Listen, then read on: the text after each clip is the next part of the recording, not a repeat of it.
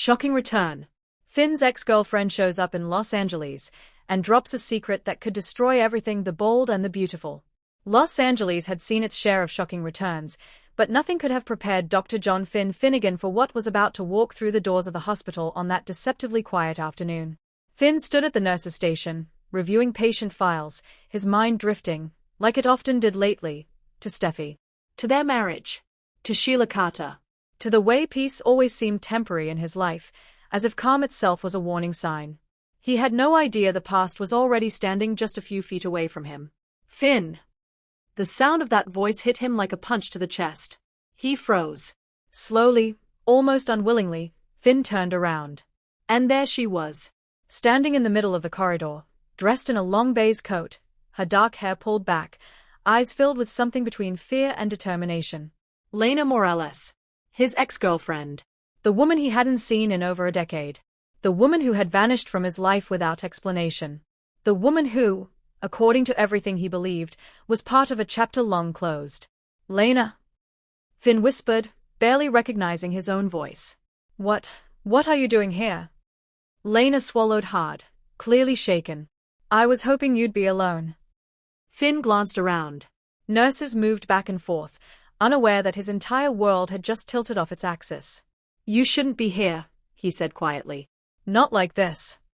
I didn't come here lightly, she replied. And I didn't come here to reminisce. That was when Finn noticed it. Her hands were trembling. And her eyes, those eyes he once knew so well, were haunted. Finn, she said, lowering her voice. I need to talk to you. Somewhere private. It's important. Minutes later, they sat in an empty consultation room, the door firmly closed. Finn felt like he was holding his breath, waiting for something terrible to happen. So, he finally said, folding his arms. Start talking. Lena let out a shaky breath. I never wanted to come back into your life. Then why did you? Finn asked bluntly. She met his gaze. Because I don't have a choice anymore. Those words sent a chill through him. I know you're married, she continued quickly. I know you have children. I've followed your life from a distance, Finn. I know about Steffi. I know about Sheila. Finn stiffened at the mention of his birth mother. What does any of this have to do with you? He demanded. Lena hesitated. Then she said the words that would change everything. Because Finn, I've been hiding a secret from you. A secret that affects your family. And the longer I keep it quiet, the worse the fallout will be. Finn's heart began to pound. Lena, he warned, don't do this. But she was already crying. You have a son, she whispered. Silence crashed down around them. What? Finn said, shaking his head. That's not possible. He's 12 years old, Lena continued, tears streaming down her face. And his name is Mateo. Finn stood up so abruptly his chair scraped against the floor. No, he said firmly. No, this is a mistake. You left. You told me you didn't want children. You disappeared. I disappeared because I was pregnant, Lena sobbed. And I was terrified. Finn felt like the ground had vanished beneath him. Images flooded Finn's mind, late nights studying together, whispered dreams, the future they once planned before life took them in different directions. You robbed me of 12 years, Finn said bitterly. 12 years with my son. I know, Lena said through tears. And I will carry that guilt for the rest of my life. But I didn't come here to ask for forgiveness. Then why are you here? Finn snapped. She took a deep breath. Because Mateo is sick. The room spun. Sick how? Finn asked, instantly shifting into doctor mode. He has a rare genetic heart condition, Lena explained. One that runs in families. Finn's blood ran cold. And the doctors believe it may be connected to your biological history. Sheila. Oh my God, Finn whispered. They need your medical history, Lena said softly. They need you.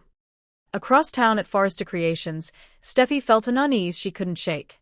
Finn hadn't returned her calls. Her texts went unanswered. And every instinct she had screamed that something was wrong. When Finn finally came home that night, his face was pale, his eyes distant. Finn, Steffi said, standing up. What happened? He hesitated. Someone from my past came back today, he said carefully.